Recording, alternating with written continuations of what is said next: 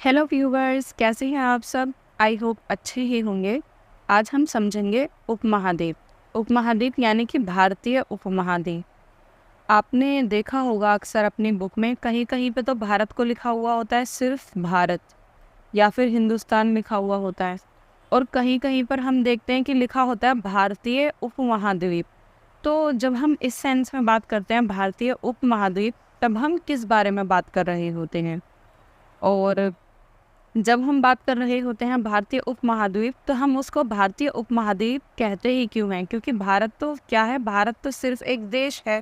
पहले जहाँ पे भी बुक में इस तरीके से लिखा हुआ होता है भारतीय उपमहाद्वीप, तो उसमें हम शामिल करते हैं क्या क्या। उसमें कुछ देश शामिल होते हैं, जैसे कि Bharat plus Pakistan plus Bangladesh plus Nepal, Bhutan और श्रीलंका। जब हम भारतीय उपमहाद्वीप कहते हैं तो मतलब ये होता है कि हम इस पूरे क्षेत्र की बात कर रहे हैं। जब भी हम ऐसे बात करते हैं भारतीय उपमहाद्वीप, तो यानी कि हम सिर्फ भारत की बात नहीं कर रहे, हम इस पूरे क्षेत्र की बात कर रहे हैं, जिसमें क्या क्या आता है, पाकिस्तान, बांग्लादेश, नेपाल, भूटान और श्रीलंका। तो इन सबको मिलाकर हम इसे भारतीय उपमहाद्वीप इसलिए कहते हैं क्योंकि आपने रील्स पे या कहीं पे भी ये वीडियो तो ज़रूर देखी होगी कि इस वाली जो प्लेट है, इतने भाग को हम कहते हैं इंडियन प्लेट यानी कि भारतीय प्लेट, और ऊपर वाली होती है यूरेशियन प्लेट। तो किसी टाइम में वैज्ञानिक ये मानते हैं कि ये प्लेट धरती के दक्षिणी गोलार्ध में स्थित थी, नीचे की तरफ, और फिर ये खिसकते खिसकते ऊपर तक आ गई और यूरेशियन प्लेट से जाके मिल गई, और वहाँ पे निर्माण हो गया ऊंचे ऊंचे पहाड़ों का। तो ये प्लेट क्योंकि एक साथ थी, तो इसलिए इसको भारतीय प्लेट कहा जाता है। इसलिए इस पूरे को उपमहाद्वीप कहा जाता है कि ये पूरा एक उपमहाद्वीप, एक छोटा धरती का टुकड़ा था जो पूरा जाके ऐसे मिल गया। अभी फ़िलहाल इसमें से अलग अलग देश बढ़ चुके हैं। इसका एक दूसरा रीज़न भी है उपमहाद्वीप कहने का। दूसरा रीज़न ये है कि भारत को उपमहाद्वीप इसलिए कहा जाता है क्योंकि एक तो भारत का जो भौगोलिक आकार है वो बहुत बड़ा है। यहाँ पे नदियाँ, बड़े बड़े पहाड़, ठीक है, अलग अलग मौसम और अलग अलग जंगल और जंगली जानवर, कीड़े मकोड़े और बहुत सारी उनकी प्रजातियां देखने के लिए मिल जाएंगी।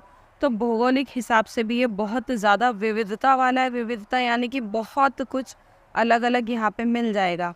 फिर अगर हम संस्कृति के हिसाब से देखें, तो संस्कृति के हिसाब से भी यहाँ हमें बहुत विविधता मिलेगी, यानी कि बहुत ही अलग अलग कल्चर मिलेगा, अलग अलग संस्कृति मिलेगी, अलग अलग फैमिलीज़, अलग अलग चीज़ें मिलेंगी। और अलग अलग राजाओं का यहाँ पे बहुत टाइम से शासन रहा है, ठीक है, उपनिवेश भी बहुत ज़्यादा रहा है।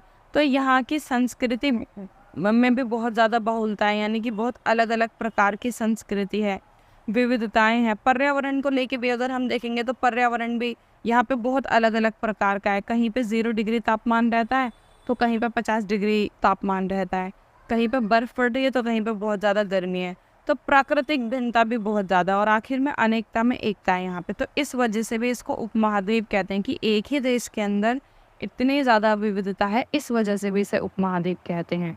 लेकिन जब हम बुक में बात करते हैं भारतीय उपमहाद्वीप, तो तब इस सेंस में बात करते हैं कि वहाँ पे इस पूरे एरिए की बात की जाती है, जिसमें कौन कौन शामिल होता है, पाकिस्तान, बांग्लादेश, नेपाल, भूटान और श्रीलंका। ठीक है, आई होप आपको समझ में आ गया होगा। कोई और टॉपिक अगर आप वीडियो समझना चाहते हैं तो मैं उस पर वीडियो बना दूंगी, आप मुझे कमेंट बॉक्स में सजेस्ट कर सकते हैं।